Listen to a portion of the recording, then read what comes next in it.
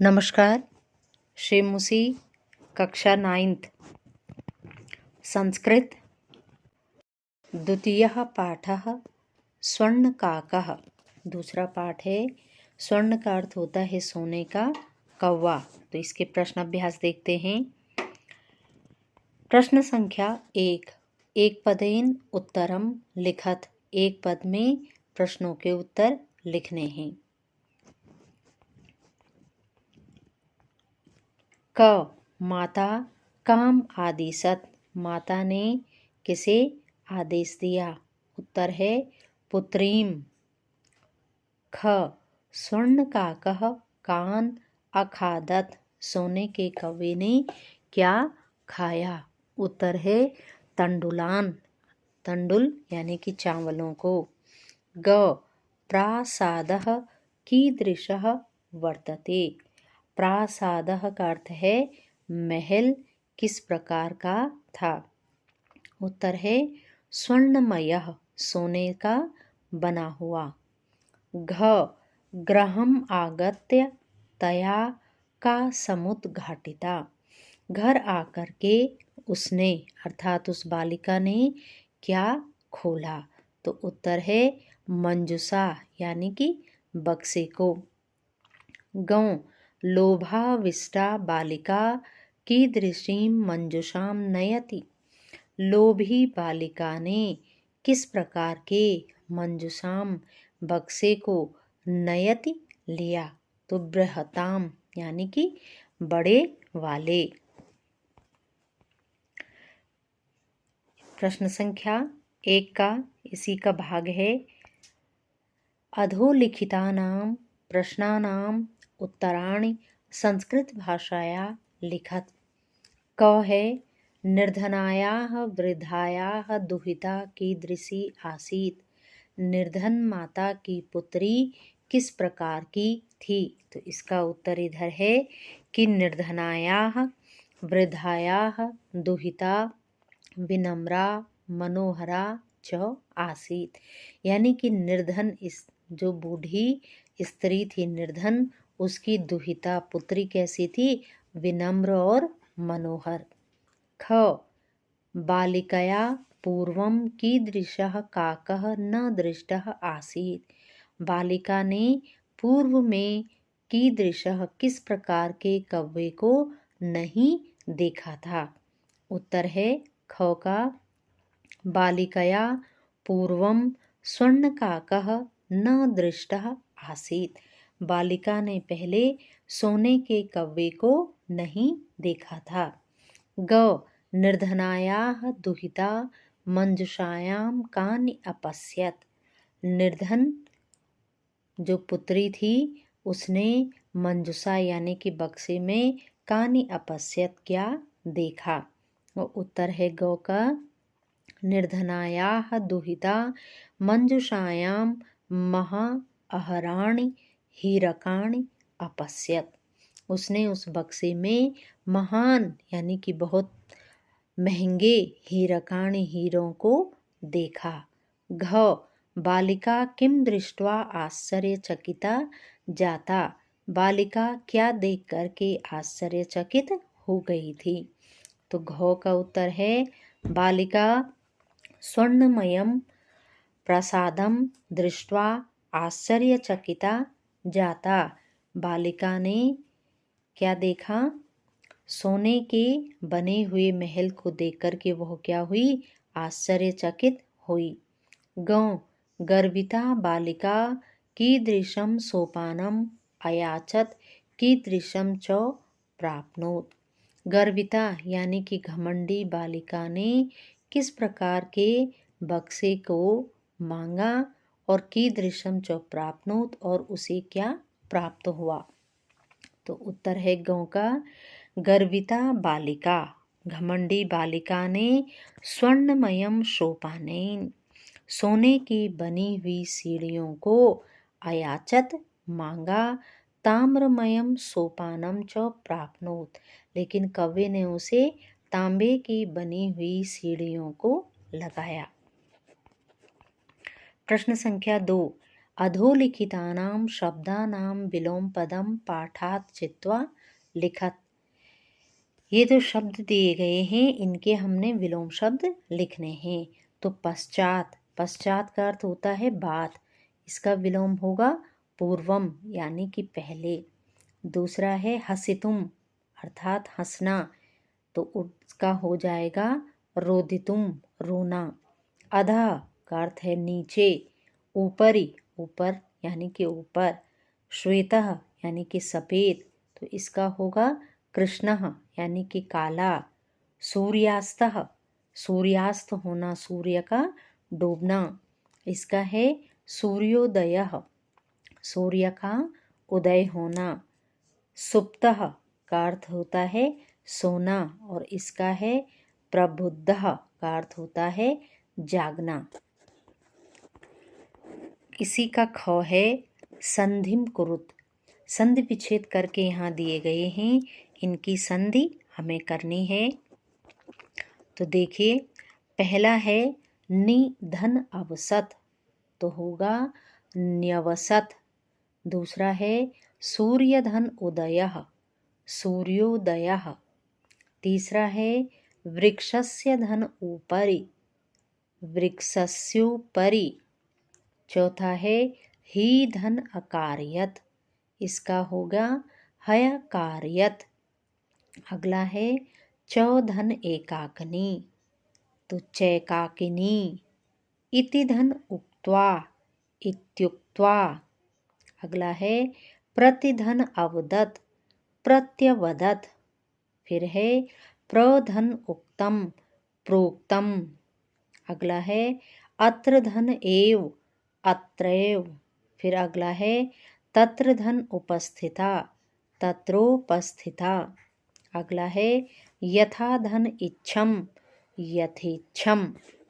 तो ये संधि हुई। प्रश्न संख्या 3 है स्थूल पदान्न अधिकृत्य प्रश्न निर्माणम कृत।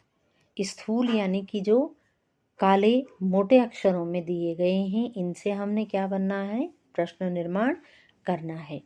क है ग्रामे निर्धना स्त्री अवसत, तो निर्धना स्त्री की जगह क्या आएगा, उत्तर यहीं पर है कि ग्रामे कीदृशी स्त्री अवसत। ख है स्वर्ण काकम निवारयन्ति बालिका प्रार्थयत, स्वर्ण काकः की जगह आएगा कम निवारयन्ति बालिका प्रार्थयत। गौ सूर्योदयात् पूर्वम एव बालिका तत्रोपस्थिता, सूर्योदय से पहले ही बालिका वहाँ उपस्थित हो गई थी, तो इसका है कस्मात् पूर्वम एव बालिका तत्रोपस्थिता। घ बालिका निर्धन मातुः दुहिता आसीत, बालिका निर्धन माता की क्या है, पुत्री थी, इसका होगा बालिका कस्याः दुहिता आसीत। ग लुब्धा वृद्धा स्वर्ण काकस्य रहस्यम अभिज्ञातवती, लोभी जो बालिका थी वृद्ध स्त्री की, वह स्वर्ण सोने के कव्वे के रहस्य को जान गई थी, तो इसका होगा लुब्धा वृद्धा कस्य रहस्यम ज्ञातवती। प्रश्न संख्या 4 प्रकृति प्रत्यय संयोग कृत पाठात चित्वा वा लिखत। ये जो शब्द हैं इनकी क्या है, अलग अलग किया गया है, मतलब उपसर्ग भी, धातु भी और प्रत्यय भी। अब हमने इनको क्या करना है, मिलाना है। क विधन लोकधन ल्यप, ये क पे गलती से लग गया है, तो लोक है ये, विधन लोकधन ल्यप, ल्यप प्रत्यय, इसका होगा विलोक्य देख कर।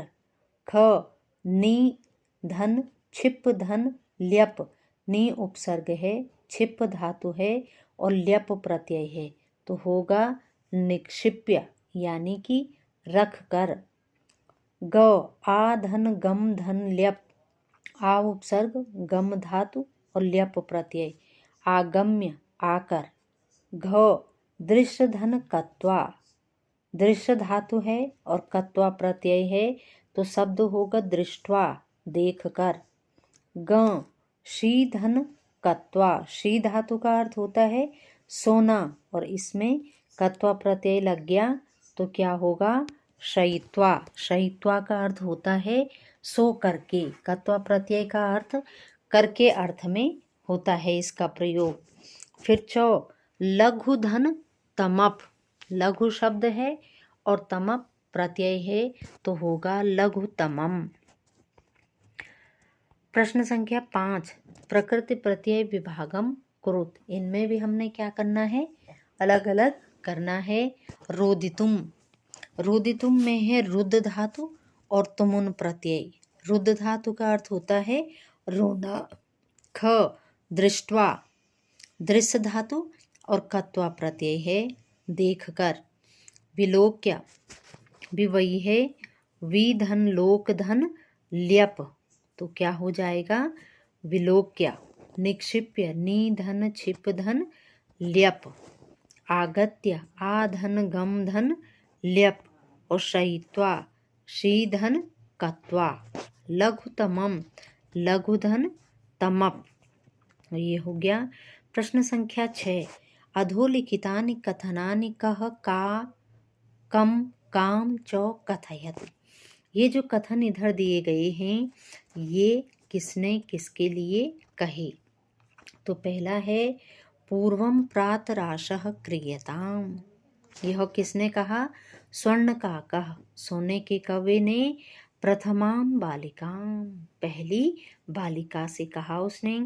ख सूर्या तपे तंडुलान खगेभ्यो रक्ष, सूर्य यानी कि धूप में जो तंडुल चावल रखे हैं उनकी पक्षियों से क्या करना रक्षा करना। तो यह किसने कहा प्रथमा वृद्धा, जो पहली पुत्री थी निर्धन मात्रा की, जो क्या थी लोभी नहीं थी, उसने कहा। और किससे कहा स्वपुत्रीम, अपनी पुत्री से। ग तंडुलान माँ भक्षय, चावलों को मत खाओ, यह कहा प्रथमा बालिका, पहली वाली बालिका ने स्वर्ण काकम, सोने के कौवे से। घ अहम तुभ्यम तंडुल मूल्यम दास्यामि, मैं तुम्हें तुम्हारे चावलों का मूल्य दे दूंगा, ये कहा स्वर्ण काकः, सोने के कौवे ने प्रथमाम बालिकाम, पहली बालिका से। गौ भो नीच काक अहम आगता मय्या तंडुल मूल्यम प्रयच्छ, कि हे नीच कौवे अहम आगता, मैं आ गई हूँ और मेरे चावलों के मूल्य को दे दो। और यह कहा था द्वितीय बालिका, दूसरी वाली बालिका ने। और किससे कहा था स्वर्ण काकम, सोने के कौवे से। अब है प्रश्न संख्या 7 उदाहरणम अनुसृत्य कोष्ठक गतेषु पदेषु पंचमी विभक्तेः प्रयोगम कृत्वा रिक्तस्थानानि पूरयत। कोष्ठक में शब्द दिए गए हैं और इनमें हमने क्या लगानी है पंचमा विभक्ति, पंचमी विभक्ति। और पंचमी विभक्ति जहाँ लगती है वहाँ क्या होता है अलग होता है। जैसे ध्रुवम पाये अपादानम, जिससे कोई वस्तु क्या होती है अलग हो रही हो, दूर जा रही हो, वहाँ पर पंचमी विभक्ति लगती है। क जनः ग्रामात् बहि आगच्छति, व्यक्ति गांव से बाहर आता है। ख नद्यः पर्वतात् निस्सरन्ति, नदी पर्वत से निकलती है। ग वृक्षात् पत्राणि पतन्ति, वृक्षों से पत्ते गिरते हैं। घ बालकः सिंहात् बिभेति, बालक शेर से क्या होता है भयभीत होता है। ग ईश्वरः क्लेशात् त्रायते, ईश्वर क्लेश से क्या करता है त्रायते, दूर रखता है। च प्रभुः भक्तं पापात् निवारयति, प्रभु भक्त के पापों को क्या करता है निवारयति, दूर करता है। तो अगर आपको वीडियो लाभप्रद लग रहा हो तो इसे शेयर कीजिएगा, लाइक कीजिएगा और कमेंट और सब्सक्राइब ज़रूर कीजिएगा। इसी के साथ बहुत बहुत धन्यवाद।